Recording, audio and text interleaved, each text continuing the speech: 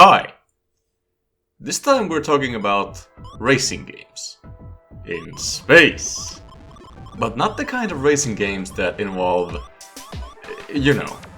actual racing. There's no racetrack and you don't have any competitors to race against.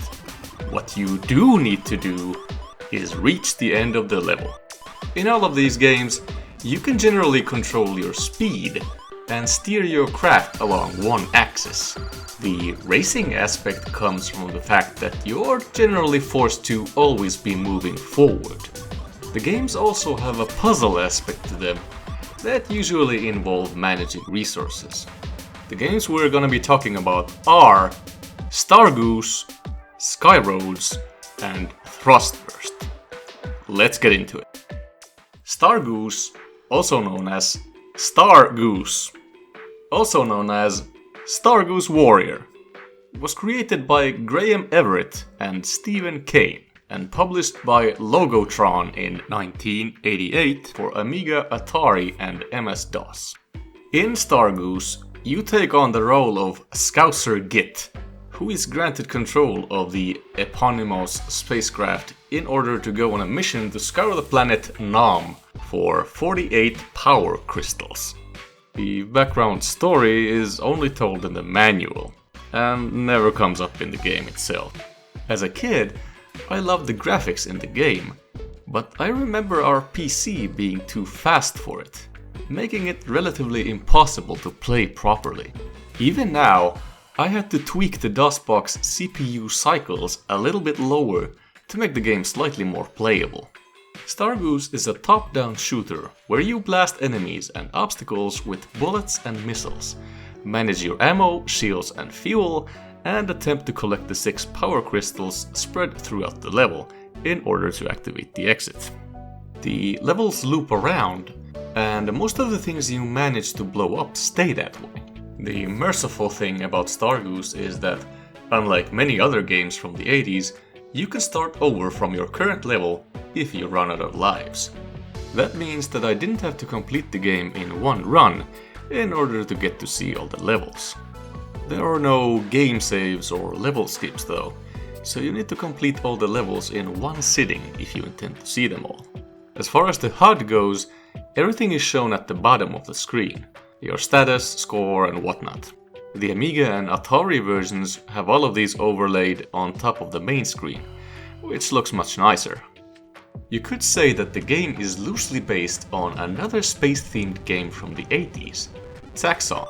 The gimmick in Stargoose is that the game's surfaces are contoured and mainly affect what your bullets can hit. For example, mines placed in pits can't be hit by your bullets. This also applies to your enemies. If they're going downhill and you're going along a flat surface, their bullets will hit the ground instead of you.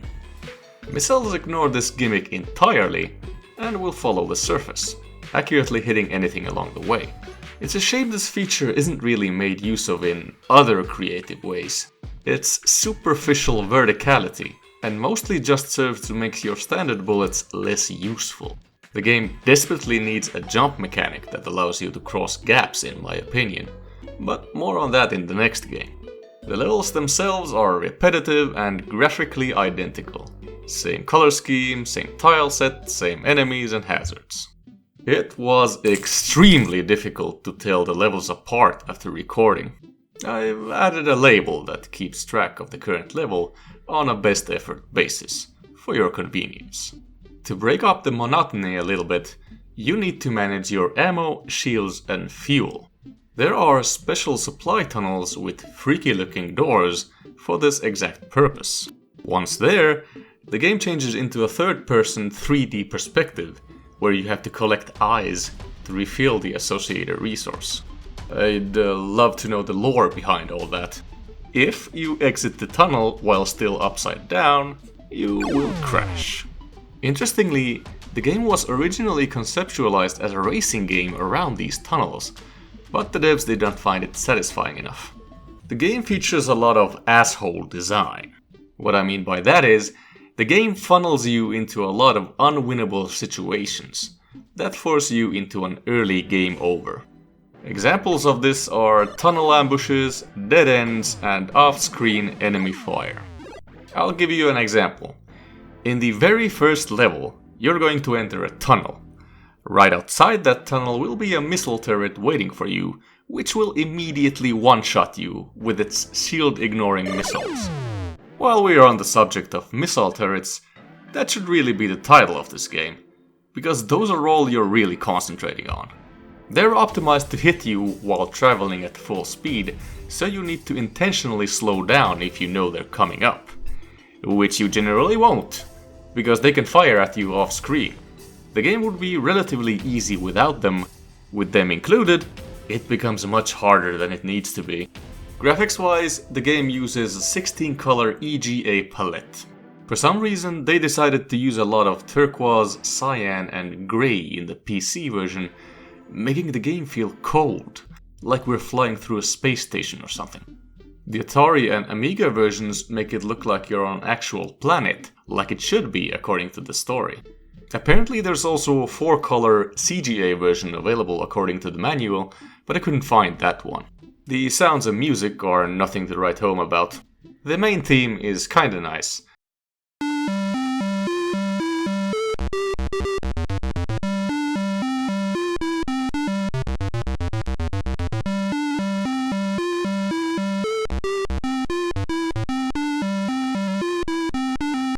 But sounds a lot better in the Atari and Amiga versions.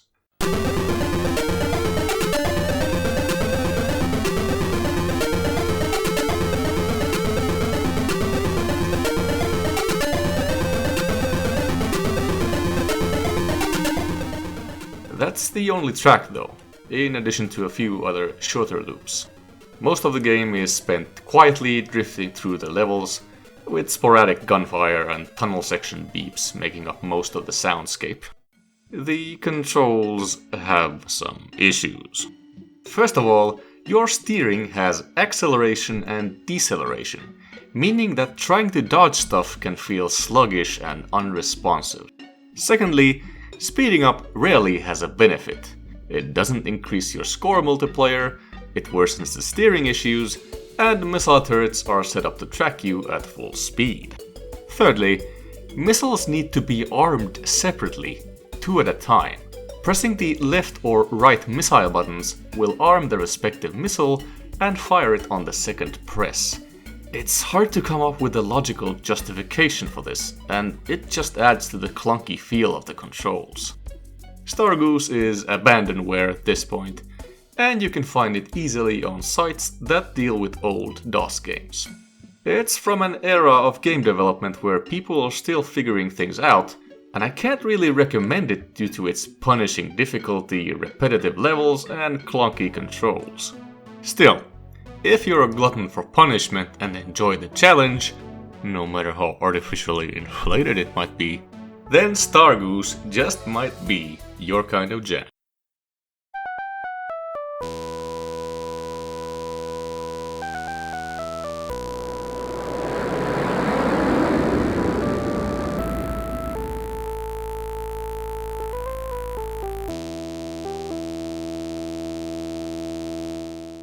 SkyRoads was created by Blue Moon Software and published by Creative Dimensions in 1993 for MS-DOS.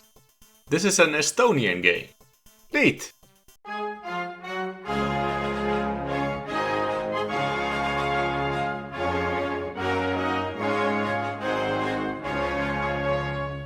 SkyRoads is based on Cosmonaut, an older first attempt that would later be refined into the SkyRoads we know and love today.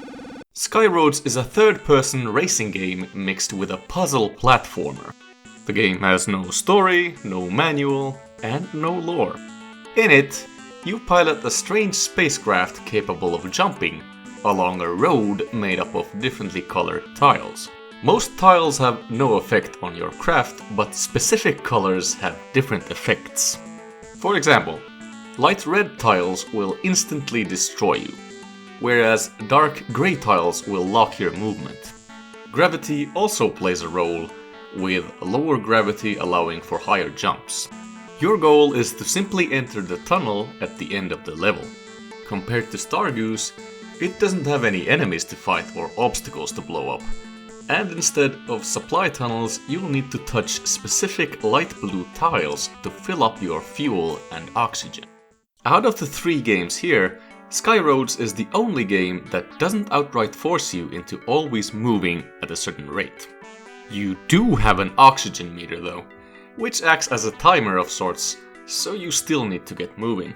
You also have a fuel meter, but that only seems to deplete at a relatively stable rate when you're moving, unlike oxygen consumption, which varies per level. There's also a third meter that tracks your progress toward the finish line. You also have your speed gauge, a gravity indicator, and some kind of status display for your jump drive. But it only seems to work when it wants to, and I have no idea what its actual use is. Many levels have a particular fun gimmick to them. Satellite 2 has extremely low gravity, making for extremely floaty jumps, whereas Crab Nebula 2 has maximum gravity, making you unable to jump at all. Earth 3 features a rapid oxygen depletion rate, requiring you to constantly resupply. Druidia 3 forces you into maximum speed at the start of the level and expects you to maintain it. Misty levels will try to mess with your perception by introducing visually psychedelic tile patterns. Similarly to Stargoose, SkyRoads also features a degree of asshole design. For example, you have tunnels that end in walls, balancing on pipes, and tactically placed sticky and slippery tiles. But unlike Stargoose, the levels are short and the design feels appropriate for the challenge instead of being an intentional bad design choice. There are no high scores, no best times, and no achievements in SkyRoads. You either beat a level or you don't. You are awarded with a marker each time you complete a level though. 7 seems to be the maximum. If you want to keep track of your completion times, you'll have to do that manually. That doesn't mean that the game is a particularly easy casual experience though. The game has a total of 30 playable levels, separated into 10 sectors of 3 levels each. Apparently the level names are slightly different in the shareware version. You can breeze through most of the full game in a few hours.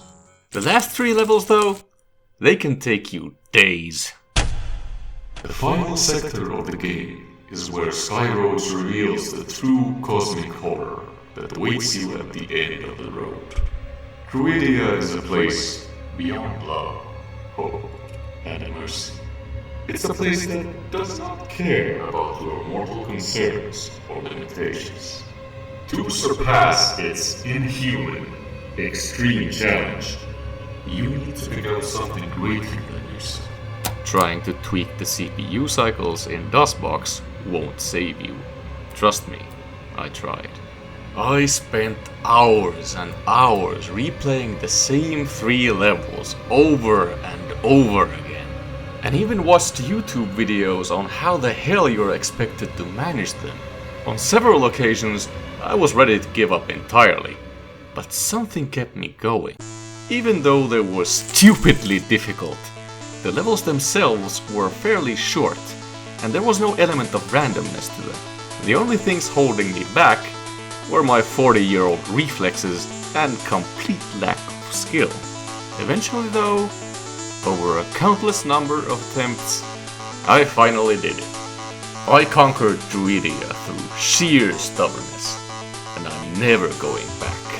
Despite the nightmarish perfect execution required by Druidia, the controls feel solid, and the simple crisp graphics enhance the playability. The jumping is implemented well, and your shadow can be used to keep track of where you land.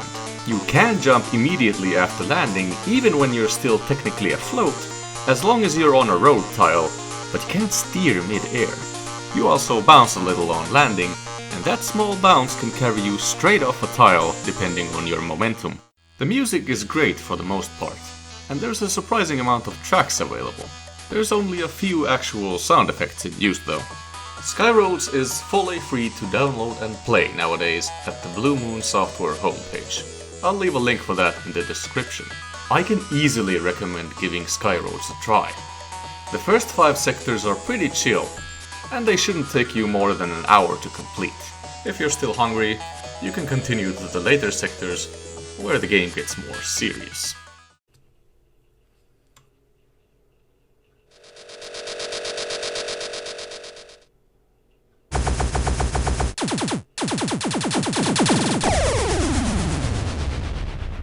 Thrustburst is a game by Umlaut Games created in 2008 for Windows.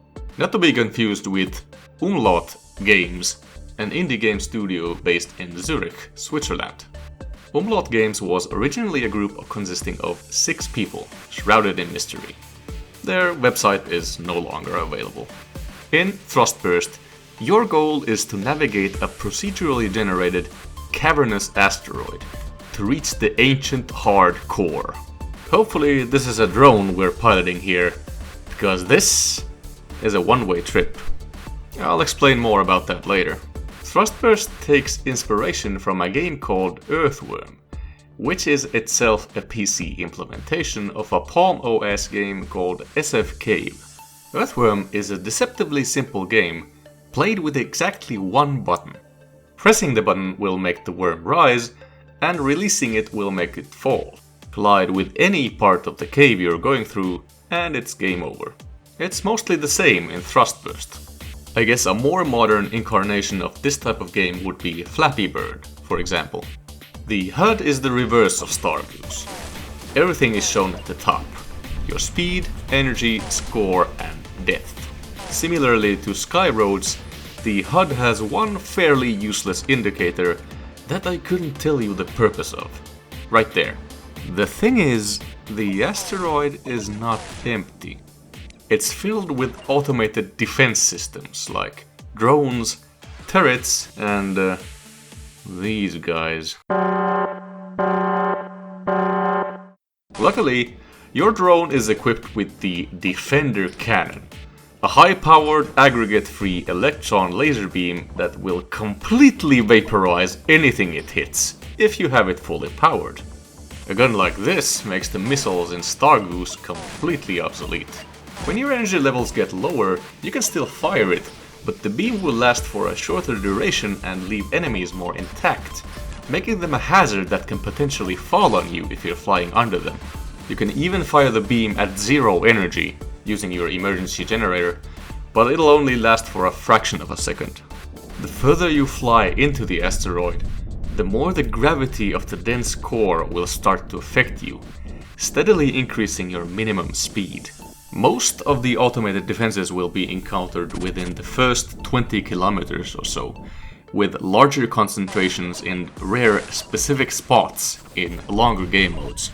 They'll only show up sporadically in other sections of the cavern because it will start to have an increasing amount of narrow sections, culminating in extremely tight squeezes. There are also geysers that will discharge liquid at you. Getting caught in a geyser eruption can easily wreck your drone as it slams you into a wall. Incidentally, since the cavern is procedurally generated, any asshole design is purely coincidental. The tricky part here is that, even though you have a shield, it has several drawbacks. It's manually activated, slows you down, only protects you from the front, and rapidly depletes your energy. It also prevents you from shooting. Your drone is nimble, but extremely fragile. Hitting walls, obstacles, enemies, or their bullets results in an immediate game over like in Earthworm. What's worse, the only way to replenish your energy is to graze. You'll need to very lightly scrape against the cavern walls to recharge. The faster your speed, the more energy you'll receive. Quakes can make your desperate grazing attempts suicidally dangerous. Remember the part where I said that this is a one-way trip? Well, when you finally reach the core of the asteroid, your final act is to detonate your ship to take it out. It requires a full energy bar though, and missing even the tiniest sliver of energy will result in a failed run, even though you made it all the way to the end. A successful run triggers a cool animation where the asteroid gets blown into space dust.